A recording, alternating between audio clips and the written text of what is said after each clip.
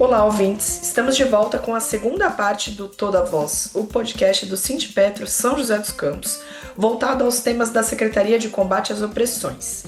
E hoje estamos no episódio I de Intersexo e T de Trans, um letramento LGBTQIA+. Se você não ouviu a primeira parte desse episódio, procure agora mesmo, porque é essencial para pegar aqui o fio da meada. Eu sou a Raquel Lima, jornalista do Sindipetro. Sou uma mulher branca, com cabelos enrolados pintados de vermelho, mais ou menos na altura da orelha, e olhos escuros. Hoje eu vou apresentar novamente aqui nossas convidadas e convidado. Falamos com a Brunielle Lemos, fundadora da Associação Transbordamos, embaixadora trans do Instituto Avon, ativista e militantes pelos corpos trans e de direitos humanos. Olá, boa vida! Maravilha estar aqui com vocês. Como ela já me apresentou, eu sou a Brunielle Lemos, sou uma mulher trans, cor de pele parda, sou magra, alta, tenho meus cabelos loiros com luzes, olhos castanhos e estou muito feliz de estar aqui novamente com vocês. Também temos aqui com a gente a Thaís Emília, presidente e fundadora da Associação Brasileira Intersexo, a ABRAI, psicanalista, psicopedagoga, doutora em Unesp. E neste mês, inclusive, está com a agenda mais que cheia por conta do mês da visibilidade intersexo. Então, eu quero agradecer que você arranjou um espacinho aí na sua agenda para falar com a gente, Thaís. Olá, eu sou a Thaís, eu sou uma mulher de ancestralidade indígena e italiana, né, fruto da miscigenação e da invasão portuguesa, né, no Brasil. Eu tenho a pele meio amarelada, meio parda, meus olhos são verdes, cabelo castanho escuro comprido e tenho... gente, sou meio magra e é isso. E é isso. E também temos Adam Suzuki, integrante da Secretaria de Combate às Opressões e também diretor aqui do nosso sindicato. Tudo bem, Adam? Tudo bom, Raquel? Saudações a todos, todo mundo que está nos ouvindo. Saudações a Brunielle, a Thaís. Eu sou um homem amarelo, de estatura baixa, tenho cabelo preto, em formato de moicano, olhos escuros, barba e uso óculos preto. Bacana. Bruni, vamos começar com as polêmicas. Tem duas aqui que eu quero puxar nesse bloquinho. A primeira, a gente já falou um pouco, né, no primeiro bloco, sobre essa questão biológica na letrinha T. Vocês trouxeram alguns dados, né, científicos, mas sempre fica essa polêmica se é somente uma questão biológica, se tem questões sociais, se tem questões da construção dessa, né, expressão ou identidade de gênero. Como que, afinal, a questão biológica está entre as pessoas trans? Ela é, assim, fundamental ou também tem pessoas trans que talvez não tenham essa questão biológica ou sempre tem? Qual que é a tua opinião e quais são as polêmicas, né, que o universo queer levanta a respeito disso? Sim, né? Como a gente falou no primeiro bloco, essas pessoas nascem assim, né? Não existe uma opção, né? É a vida que ela escolheu, né? Quando eu crescer, eu quero ser travesti, né? Quando a gente ouve alguém dizendo que quando crescer quer ser travesti, né? Na verdade, não. Como se fosse uma vida Ah, muito fácil, né, Bruno? Desculpa te interromper, mas é é, uma, é uma, é uma coisa assim, né, que, poxa vida, você olha a expectativa de vida dessas pessoas, você olha toda a dificuldade que você contou pra gente que enfrenta, né? E como se fosse uma opção, né? Assim, que a pessoa simplesmente sim. acordou e quer ser. A sociedade trata assim, né? Como se essas pessoas escolhessem, como se de repente elas acordassem em um certo dia e falassem assim: eu cansei, vou fazer uma transição de gênero e vou ser travesti. Não, né? A sexualidade, ela é algo natural de cada pessoa. A gente precisa naturalizar isso. Em vez de endemonizar, a gente precisa naturalizar. Pessoa trans, infelizmente, é vista na sociedade até hoje como aberração. Essa pessoa está indo contra Deus, porque Deus fez homem e Deus fez a mulher, né? É o discurso que a maioria da sociedade traz. Sendo que não, Deus fez também as pessoas trans. A travesti também é imagem e semelhança de Deus, né? Ela nasceu dessa maneira. Então, pessoas trans, elas nascem com incongruência de gênero, como eu já falei, para além da genital, dentro do nosso corpo tem uma série de fatores, de hormônios, cromossomos e neurônios, e tudo tem que ligar com a genital, porque senão aquilo ali vai ser só uma genital, que não vai adiantar de nada, né? Então, e por nascer com incongruência de gênero, as pessoas trans enfrentam muita dificuldade na sociedade para dar o seu próximo passo, seja na sua vida pessoal ou na sua carreira profissional, desde o abandono familiar, a exclusão social, a evasão escolar, a falta de oportunidade no mercado de trabalho e a marginalização automática desses corpos que empurram essas mulheres para a prostituição, para a violência, que acarretam ter uma expectativa de vida tão baixa que é a de 35 anos. Né? Então, eu acredito que toda essa ignorância na sociedade precisa cair por terra para que as pessoas trans comecem a ser vistas também como pessoas humanas, como pessoas passivas de direito, de respeito e de lugar na sociedade, né? Porque é muito cruel o que acontece com as pessoas trans, é que a partir do momento com que essas pessoas elas se declaram trans e elas começam a recorrer aos seus direitos, ela tem todos os seus direitos negados, né? Não consegue concluir a escola, não consegue ter acesso à saúde, não consegue ter acesso ao mercado de trabalho, não consegue ter acesso a universidades, não consegue ter acesso a nada. O que sobra para essas mulheres, 90% das mulheres trans estão sobrevivendo da prostituição.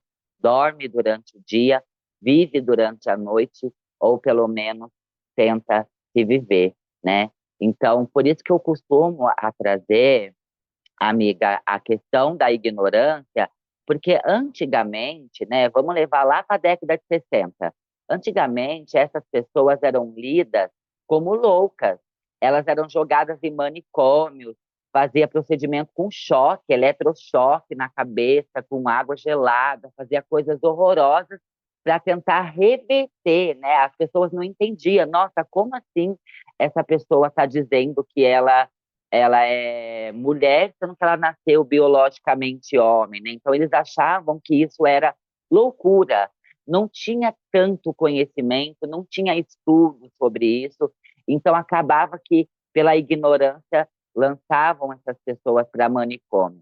Quando terminou esse lance de manicômio, veio a ditadura militar, que daí torturou, fez coisas horríveis com as pessoas trans. Quando terminou a ditadura militar, veio a Operação Tarântula, uma operação junto com a epidemia da AIDS no Brasil, onde culpavam as mulheres trans pela disseminação da AIDS, e tinha uma operação na polícia militar que era para prender essas pessoas. A ordem era prendem essas pessoas por vadiagem. Então, pessoas trans tinham horário para circular na rua, da meia-noite até 4 horas da manhã. Se foram pegas fora esse horário, elas eram presas por vadiagem, né? E não era só presa, elas apanhavam, eram torturadas. Que ano que era mais ou menos isso daí? Anos de 80 até anos 90, né? Nossa, E aí, nos anos 90, a Organização Mundial da Saúde reconheceu que a homossexualidade ela não era algo de doença mental e tudo mais, então tirou, né, despatologizou, mas não mudou muita coisa de lá para cá. Eu trouxe esse contexto antigamente para dizer que não existia muito estudo sobre isso, mas com todo esse avanço da tecnologia, possibilitou que a medicina e a ciência também avançassem, né? Então, hoje a gente já tem estudos sobre a incongruência de gênero. Hoje a ciência explica até o mês da gestação que ocorre a incongruência de gênero, né? Então, essas pessoas, elas nascem assim.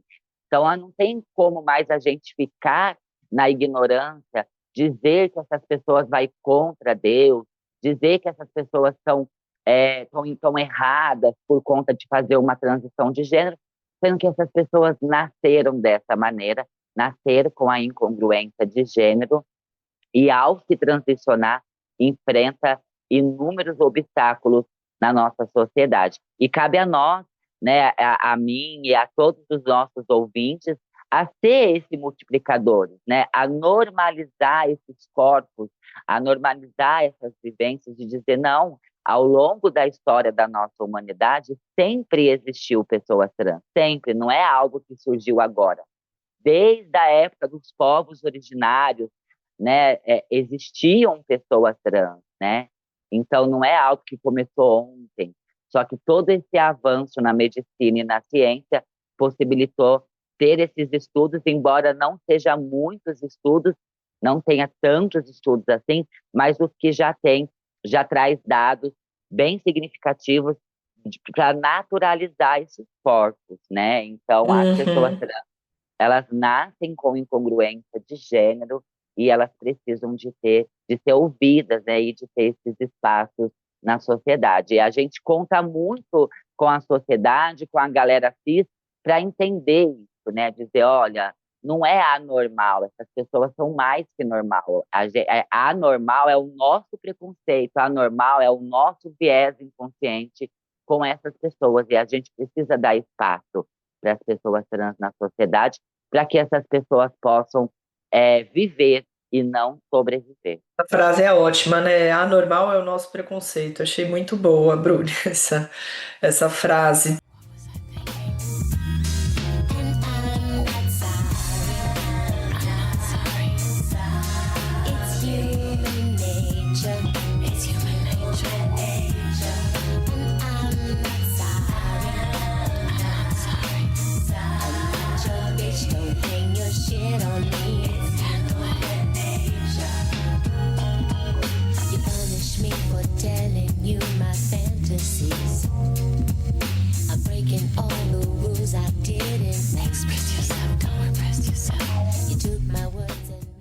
Dentro da nossa sociedade, né? Aqui vamos para a segunda polêmica.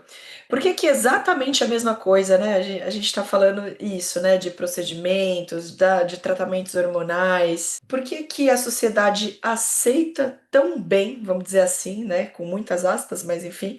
Por que que a sociedade aceita tão bem quando a gente faz isso em bebês recém-nascidos e não aceita isso quando a gente faz isso em pessoas trans? Thaís, você primeiro. Vou chamar a Thaís primeiro de propósito, viu, Bruno? E depois é Tá. você. Então, eu quando falo a sociedade aceita tão bem, eu acho que a gente não pode falar isso, porque eu vejo uma movimentação muito grande, tanto de médicos, profissionais da saúde, de juristas, né?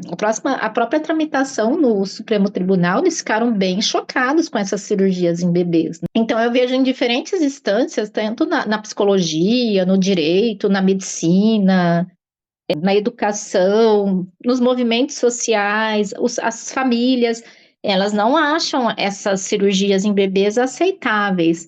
A questão é como essas cirurgias estão sendo colocadas. Como tem uma normativa antiga do Conselho Federal de Medicina, o que acontece, gente? Infelizmente é isso, tem um recorte ali de classe social ou de quem usa o SUS. Quando cai no SUS, tem que ser seguida a normativa, sabe? Então, o bebê nasce em São Paulo, tem um genital atípico, ele vai para o Hospital das Clínicas e vai ver ali quando ele vai ser cirurgiado. Mas se a pessoa nasce, de repente, numa cidade que não tem lugar para cirurgia, não vai ser feito. Mas se nasce na rede particular, os médicos explicam: olha, isso é estético, pode esperar, vamos esperar crescer. Então, assim, eu não consigo ter essa afirmação de que é aceito socialmente, porque eu vejo, por exemplo, eu tenho as redes sociais, meu TikTok tem vídeo ali com 5 milhões de visualizações e milhares de comentários. Eu posso dizer, de pessoas de diferentes ideologias, de pessoas de diferentes posicionamentos políticos e o que for, todos ali acham um absurdo quando a gente fala das cirurgias.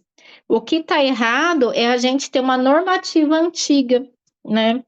Porque a sociedade atual, ela compreende o quanto isso é chocante, o quanto isso é Entendi. A inapropriado. sociedade já se evoluiu nesse sentido. Já, porque não era, Entendi. nem sabiam. Então, quando você fala para as pessoas que isso acontece, isso existe, elas ficam assustadas. As famílias que as crianças foram ou são cirurgiadas, existe uma pressão médica, né? Desses médicos, que não são todos, né? Tem que deixar bem claro isso. Eu acho que é a minoria hoje. Olha, seu bebê vai crescer com esse genital, ninguém vai namorar com ele, ninguém vai querer casar com ele. São esses tipos de argumentos de senso comum e não científicos e acadêmicos. Olha, tem que fazer isso logo, senão vai sofrer bullying. Mas não é. O bullying tem que ser trabalhado, o preconceito nas escolas. Então, assim, o que acontece é que um grupo pequeno, uma minoria ali, ainda não se abriu para a sociedade atual. Então, a gente pega ali bebê com 3 anos, que foi cirurgiado, uns casos que chega para a Braille. A mãe não queria deixar operar, porque ela era contra, não só por questão ali da decisão agora, mas que ela achava meu bebê é muito pequeno para tomar anestesia geral agora, eu não quero. Não precisa, deixa isso para depois, não tem que ser feito agora. E aí, os médicos denunciaram ela como se ela estivesse negligenciando o cuidado com a saúde com o filho. O conselho tutelar foi lá e retirou a criança e levou a cirurgia à força. Então, a gente tem que falar de onde vem. Então, assim, quando a gente fala, eu acho que tem que pontuar. São minorias de equipes médicas hoje que são a favor disso. A maioria vai entender de várias formas. Primeiro, a questão da autonomia, e que a criança tem que ser respeitada como sujeito do seu corpo e da sua vida. E segundo, vai ter os que pensam assim, Deus fez essa criança assim, tem um porquê e um propósito, entende? Deve ser respeitado. Então eu vejo que, na verdade, o problema é de uma normativa antiga e de quem compactua com essa normativa que vai contra o OMS. Uhum. E tem algum movimento para mudar essa normativa? Tanto, enfim, eu não Tem sei, eu não muito. funciono muito. Tem muito? A gente tem tentado, né, desde via lei, né, a gente protocolou, né, o Uhum. Estatuto Federal da Pessoa Intersexo, a Lei Jacob e Christopher.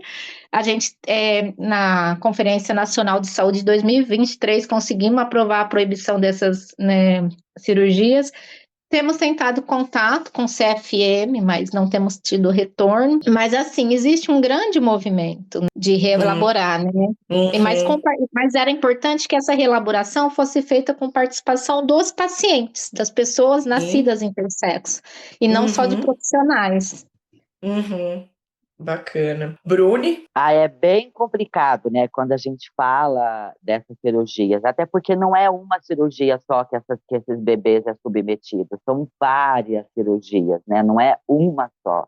E depois tem o pós-cirúrgico, né, tem médico que usa uma fala extremamente preconceituosa, que é mais fácil você cavar um buraco do que levantar um poste. E aí, no caso, essas cirurgias são feitas para o gênero feminino, né, para o sexo feminino, então eles criam ali um canal vaginal ali, e que isso precisa de cuidados ali nessa criança, né? Então é surreal essas cirurgias que é feita. Eu acho que a luta tem que ser para que quando essa criança cresça, ela decida por ela se entenda a qual gênero ela se identifica e ela opta por fazer ou não uma intervenção cirúrgica na genitália, né? Teve um caso que a Thaís me contou uma vez de um menino de 16 anos que começou a urinar sangue, levaram esse menino para o médico, e aí esse menino fizeram exame de rins e tudo mais, o rins dele estava tudo ok, fizeram uma ultrassom, o menino tinha útero e ele estava menstruando, né? Então, se existe essa possibilidade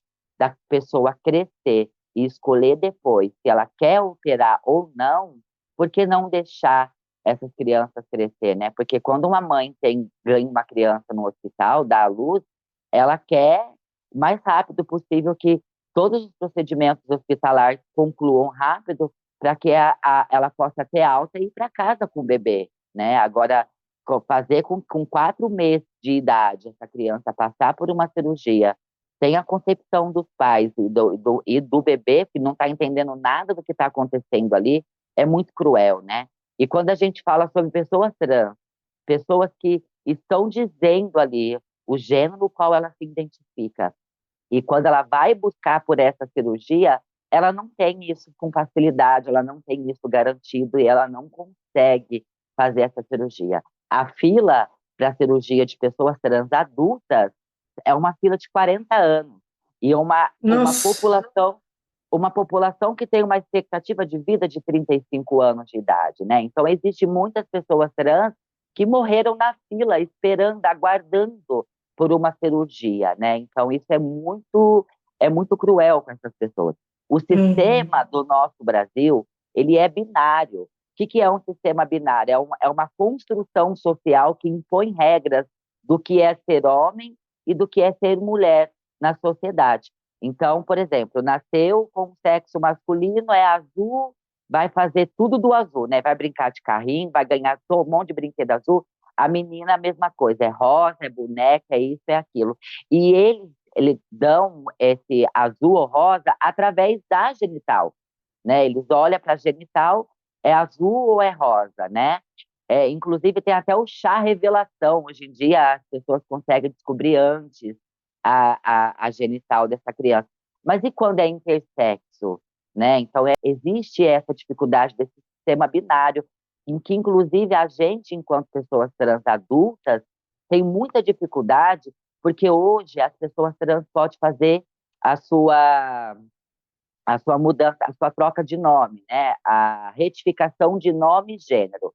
A pessoa vai no cartório e ela leva lá as documentações e é feita uma nova certidão de nascimento com o nome e o sexo a qual a pessoa se identifica. Então, no meu caso, a minha certidão de nascimento está lá, Bruniele Caroline Lima Lemos, sexo feminino, né? O sistema de saúde nosso, ele é engessado o que é para menina e o que é para menino.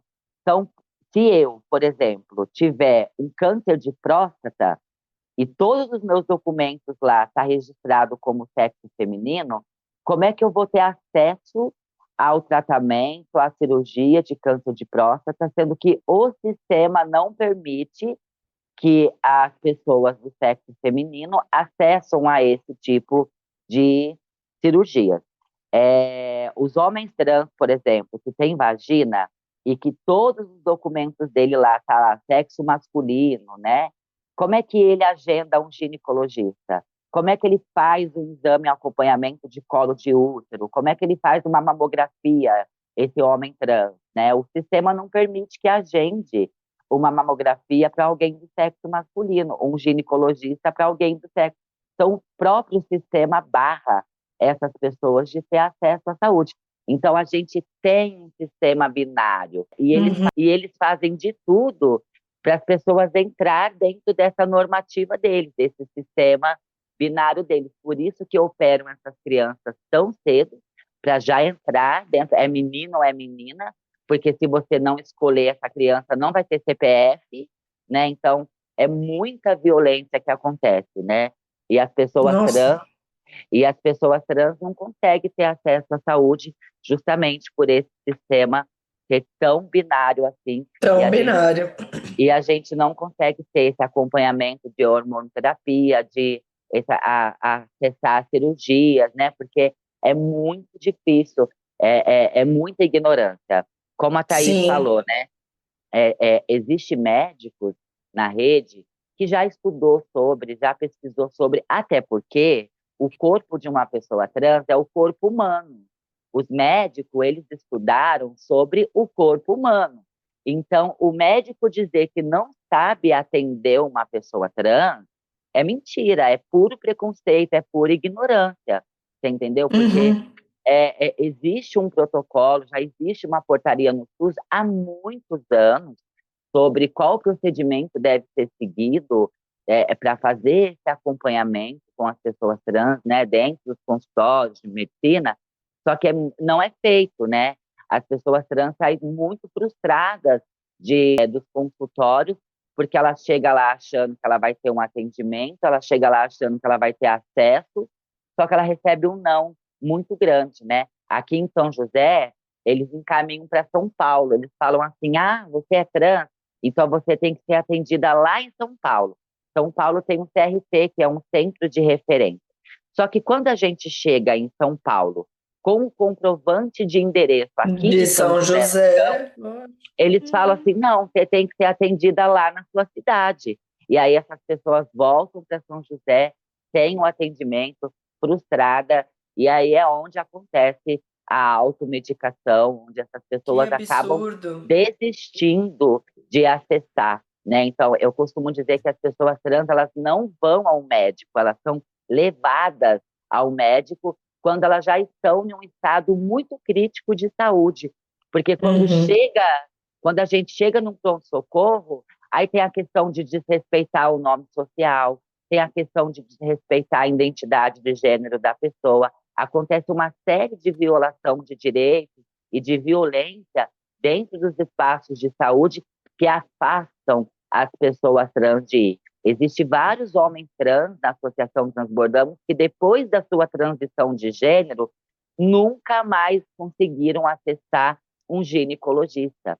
Existem mulheres Nossa. trans, existe mulheres trans que, depois que fazem a cirurgia de readequação sexual, elas não conseguem também ter um acompanhamento com ginecologista, sabe? Então é muito complicado. Existe uma Nossa, lacuna. bem complexo. Fiquei pensando que a É, gente pode gravar um podcast aqui só falando sobre saúde trans, né, Bruni? Que parece realmente, nossa, um espaço ainda com muitas conquistas a serem lutadas aí e alcançadas, né? tem uma lacuna muito grande entre a comunidade trans e o acesso à saúde, né? O acesso digno à saúde integral no geral. Onde o sol beija nossa pele nas manhãs de tons azul. Jardineiro, plantei flores coloridas no jardim do eu e você. Andarilho no caminho que senti, cantei pra você ouvir. Tudo que eu quero é viver às margens do rio Irecê. Sim. E, bom, a última pergunta aqui, para a gente levantar mais polêmica e também viajar um pouco e sonhar, quem sabe, né? Bruni, vou pegar aqui com você já que você está falando e você falou tanto desse sistema binário, né, que está condenando literalmente pessoas, né, à morte, ao não cuidado, né? Quando que a gente vai conseguir e se a gente vai conseguir acabar com esse sistema binário, você acredita nisso?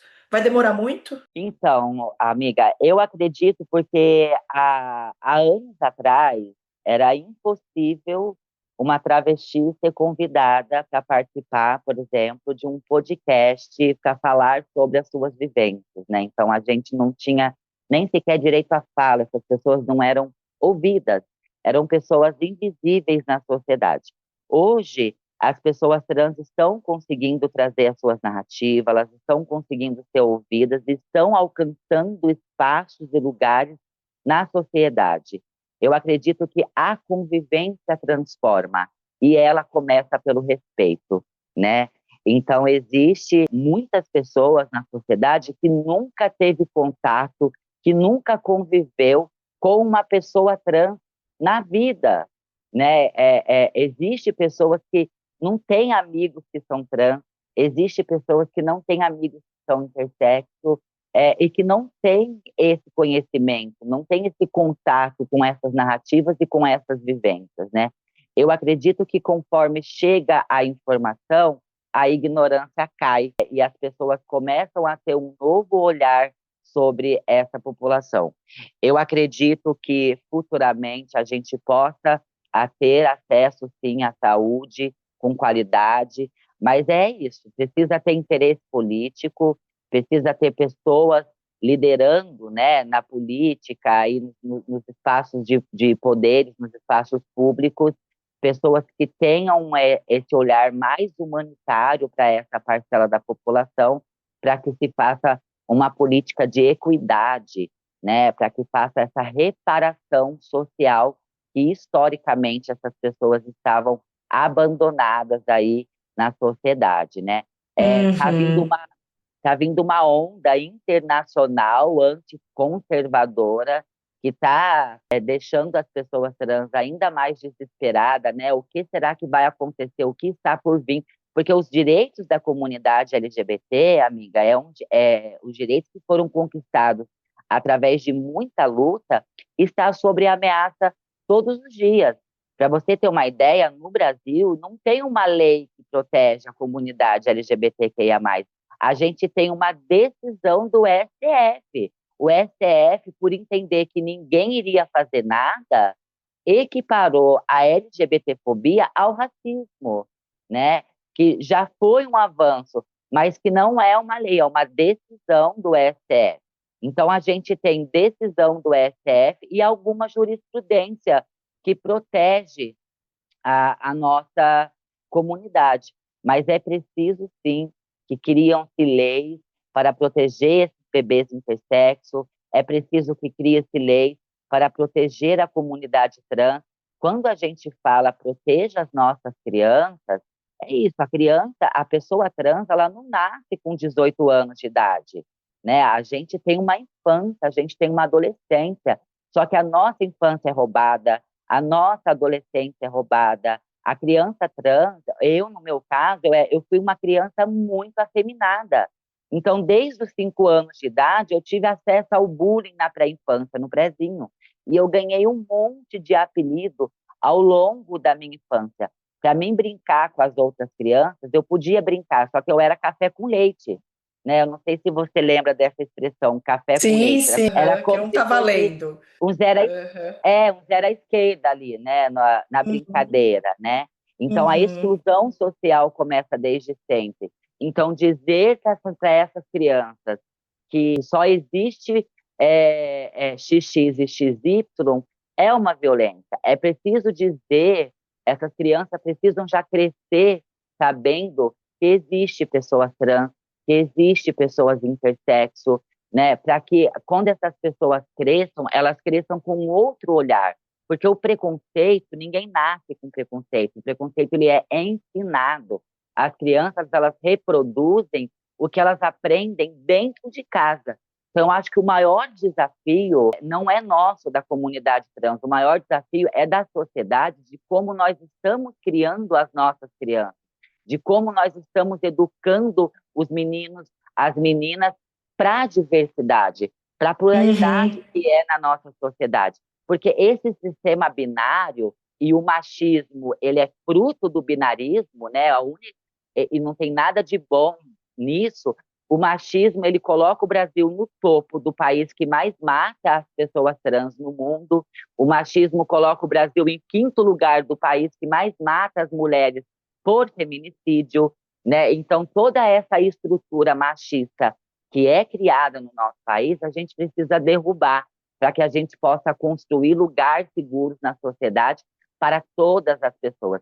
Eu costumo dizer que nós precisamos construir lugares seguros para as mulheres pretas, porque se o lugar for seguro para uma mulher preta, o lugar é seguro para todo mundo, né? Então, acho que o racismo, a violência de gênero, toda essa violência contra a comunidade LGBTQIA+, ela precisa ser pautada e ser debatida para que a gente possa construir políticas públicas que vá melhorar a qualidade de vida dessas pessoas aqui no nosso país. Então, eu creio que Sim, no futuro a gente possa ter outras estatísticas, né? Que essas pessoas possam ter outros problemas e que elas encontrem outras soluções, mas que não atacar a nossa comunidade da maneira com que ela é vista, da maneira com que ela é atacada, né? Porque é surreal. sim, Pessoas que não tiveram a opção de escolher, elas nasceram assim. Isso não é uma escolha, isso não é uma opção, e por ter nascido assim, enfrenta inúmeros obstáculos na nossa sociedade. E conforme a gente vai trazendo e vai levando essas informações, a gente vai abrindo caminho, abrindo espaços e abrindo mentes para que a gente possa naturalizar esses corpos e dizer, não, existe sim a pessoa cis, a pessoa trans, a pessoa intersexo, e tá tudo bem. sim. E aí, Thaís, quando que a gente vai conseguir quebrar esse pensamento binário e construir? Faça a sua última fala também, por favor. Eu vejo tudo tão complicado e tão distante, de verdade. Às vezes, eu queria ter uma outra perspectiva de entender, porque eu também trabalho com inclusão educacional, né? Mais de 20 anos que eu trabalho nessa área, eu trabalho com alunos público-alvo da educação especial e tal. E eu vejo que tudo que rompe ao que foi estabelecido como norma traz exclusão, preconceito, sofrimento, né? Tanto no caso ali das questões da sexualidade, como na questão do aluno PCD, né, do aluno TEA, e aí eu fico pensando, né, e eu tento trazer para a minha prática também muito essa questão de pensar na educação inclusiva para além dos alunos público-alvo da educação especial, mas para todos os grupos minorizados, os alunos trans, que sofrem, é um dos grupos que mais tem evasão escolar, né, no Fundamental 2 e no ensino médio, justamente por essas situações que a Brunielli traz, né, de bullying, de falta de apoio e tudo mais. Então eu vejo assim que se conseguissem realmente compreender que cada ser humano é único, ser humano é singular, e todos temos, né, isso é a diversidade, né, conseguissem compreender a diversidade ali desde corpos, de sexualidade, de etnia religiosa, da questão das pessoas com deficiência, tudo, a gente viveria no mundo ideal, né? Que tudo saísse de caixinhas, né? Seria muito mais fácil. E esse é um processo educacional, social, muito de longo tempo, né? Vejo isso que a Brunelli fala, que, nossa, né, uns anos atrás não era possível uma travesti estar falando em vários lugares, né? Hoje é possível, mas tenho medo que amanhã não seja mais, porque a gente está vendo muito retrocesso. Então, a gente tem que ter todo um cuidado também para dialogar por medo de perder espaços, né? É o que acontece com a gente. Então, quando eu falo com a gente, eu me coloco ali, porque estamos todos ali no grupo LGBTQIAPN+, né? Então, eu fico pensando o quanto tem sido muito, né, idas e vindas, tudo muito complicado, mas era simplesmente entender que o ser humano é único, cada ser humano é único, e todos precisam ser aceitos e acolhidos. E isso não somos nós que estamos falando, existe a Declaração Universal dos Direitos Humanos que fala isso desde 1948, e que o Brasil é signatário, o Brasil traz esses princípios na Constituição Federal de 88. Então, basta seguir o que está ali, se não segue por capacidade de empatia, por questão de caráter, então segue pela lei, é isso. Sim, é isso. Adam, e você aí? Você tá mais pessimista ou mais otimista? Comemorando o que você acha aí de quando que a gente vai conseguir quebrar, né, esse pensamento tão binário da nossa sociedade? E também acho que é legal que você traz esse viés também. A Thais estava falando da questão educativa, né, e de crianças e adolescentes, e aí também acho que aí vocês no sindicato têm também um olhar também que é uma educação, é um letramento de adultos, né? O que é mais complexo ainda, né? Falando aí com os trabalhadores e trabalhadoras, né? Pois bem, que a gente pensa, o que eu penso sobre isso? É um desafio muito grande, né, que a gente tem para frente. E aí eu queria pegar o gancho que a Brunelli falou, que realmente é diferente você se letrar e de você ter uma convivência que transforma. Então, assim, quem já teve a oportunidade de ter uma convivência com pessoas trans, com pessoas intersexo, e entender de fato o dia a dia, a realidade, eu acho que isso transforma de fato. E então acho que fazer essa voz ecoar mais para frente, ela tem duas funções: uma, humanizar o entendimento, né, para quem está ouvindo, e duas, fazer esse letramento, né? Trazer informação, mas também trazer a vivência. Eu acho que esse é um ponto que de fato muda, que transforma essa consciência em sentimento, de fato, né? E eu acho que é isso, assim, eu vou fazer uso da palavra do Siba, que toda vez que eu dou um passo, não sai do lugar. Então, já não volta mais no ponto onde a gente começou essa conversa, né?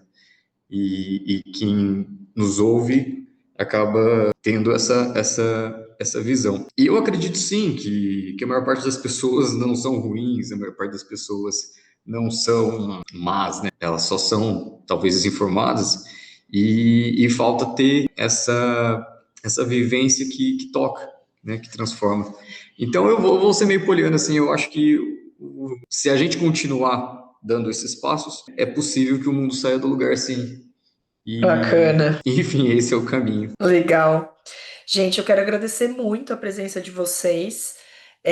Acho que agora aqui nos agradecimentos finais, acho que é muito importante, Bruni, Thaís, vocês divulgarem também o trabalho da associação de vocês, se também canais de contato, por onde que as pessoas podem acessar, tanto para apoiar quanto também trabalhar pela causa, né, ajudar voluntários, enfim. Agora aqui é o momento que eu queria agradecer muito novamente a presença de vocês e também deixar para vocês falarem do projeto de vocês, como que as pessoas podem acessar e apoiar, né, essa luta tão importante. Bruni, pode ir você, depois a gente fecha com a Thaís. Eu também agradeço pelo espaço.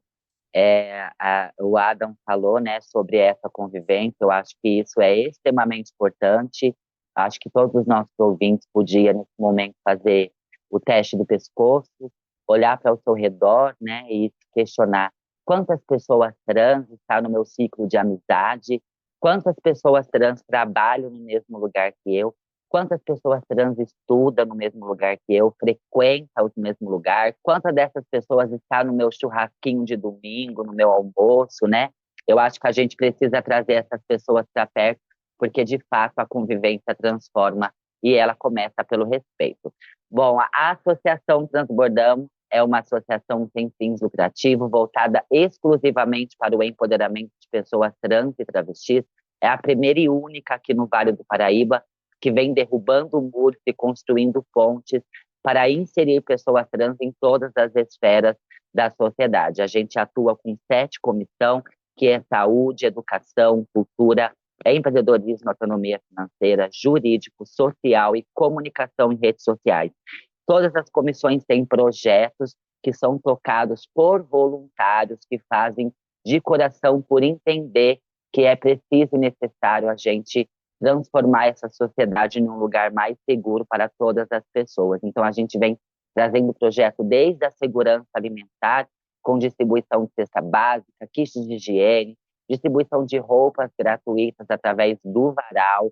A gente tem rodas terapêuticas, a gente tem parceria com empresas, com faculdades, né, para trazer esses projetos para que as pessoas trans possam dar o seu próximo passo, seja na sua vida pessoal ou na sua carreira profissional. Então, pode pesquisar no Google, em qualquer plataforma digital, Associação Transbordamos, que vocês já vão encontrar lá todos os nossos projetos e, com certeza, a gente está de braços abertos para receber todos vocês, para vir conhecer de perto os projetos, conhecer de perto essas histórias de pessoas trans, porque são várias histórias, né? Então, cada pessoa trans tem uma história de vida muito impactante, muito legal, e vir transbordar com a gente, né? Ser um voluntário que transborda e se tornar um agente de transformação na nossa sociedade, e que, se não for pelo amor, que seja, então, pelo respeito. Muito obrigada. Obrigada, Bruni. Thaís? Eu queria falar assim também que a ABRAE, a gente é uma instituição que tem feito muitas políticas públicas, protocolando várias leis. No momento a gente precisa de apoio para que essas pessoas tenham visibilidade para a nossa luta, principalmente para a tramitação do Estatuto Federal da Pessoa Intersexo, né? Que é algo que a Brunielli tem colaborado muito conosco, de trazer essa visibilidade para a pauta intersexo. E tem sororidade, né, principalmente a presidência da ABRAE, né, onde estou eu e a Johnny Freitas, em função do nosso trabalho, trazer muita ali, né, visibilidade. A gente recebe muitos ataques de misoginia.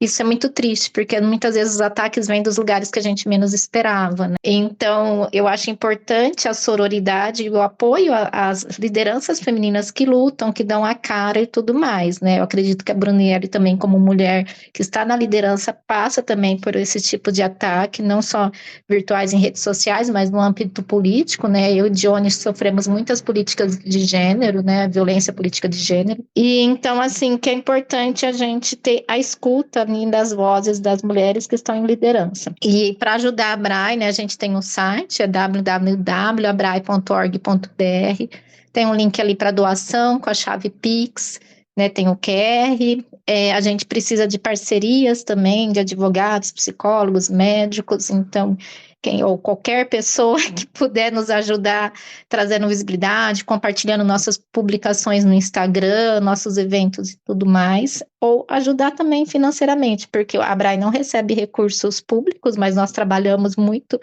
né, para as instituições públicas, fazendo um trabalho que era para o Estado estar fazendo, né? E tem um custo muito alto, muito elevado. A gente acolhe famílias, faz triagem, encaminha para médico, encaminha para orientação jurídica, ajuda a fazer a certidão de nascimento, por mais que tenha lei, mas fato, as pessoas não sabem fazer, os cartórios não sabem fazer. Então, a gente tem muito trabalho, né? Todos somos voluntários, mas precisamos realmente de apoio para financeiro. A gente tem o brechó da Abra e a lojinha, que fica na Rua Natal 422, em São Paulo, que é uma forma de nos ajudar ali, né? E também é uma ajuda social, porque a gente vende as peças adultas R$ 5 e as infantil a 2, né? E tem um sebo também de livro. Então a gente precisa tanto de doações de roupas e livros, como que as pessoas vão lá comprar no brechó. É isso. Muito bacana. Adam, obrigada também pela sua participação aí em mais um podcast. Tamo aí, Raquel. Eu queria aproveitar um minutinho também para dar umas dicas culturais. Eu queria indicar o livro Feminismo para Não Feministas, da Mili Lacombe, né, que protagonizou um momento complicado da nossa cidade aqui, que é Mais um exemplo ótimo da nossa cidade. exatamente, que é da Mili Lacombe e da Paola Lins, que é muito bom, que foi primeiro contato que eu tive com essas informações sobre a questão de intersexo, que é muito interessante como isso é invisibilizar de fato e a importância de a gente trazer esse fato. O primeiro contato que eu tive foi com esse livro e com o curso que elas têm no ICL, que também é muito bom. E aí eu queria dar outra dica cultural também, que é o filme O Conclave, que é muito interessante também, que toca no assunto, mas aí eu não vou dar nenhum spoiler, eu vou deixar o pessoal que está ouvindo assistir, que é um filme muito interessante também. E é isso, gente, eu queria agradecer muito, muito mesmo a Thaís e a Brinelli, que foi incrível, foi uma aula incrível, e além de muito emocionado, eu saio desse momento aqui muito esperançoso, inclusive. Bacana. Esse foi o podcast Toda Voz, da Secretaria de Combate às Opressões do Sindicato dos Petroleiros de São José dos Campos, porque toda voz merece ser ouvida. Se você gostou do nosso conteúdo, ajude compartilhando esse episódio com todos os seus amigos, amigas, amigues. Se você ainda não nos segue, dê um seguir na sua plataforma de áudio também para sempre receber uma notificação. Eu sou a Raquel Lima e a edição é do Lucas Assani. Muito obrigada e até a próxima.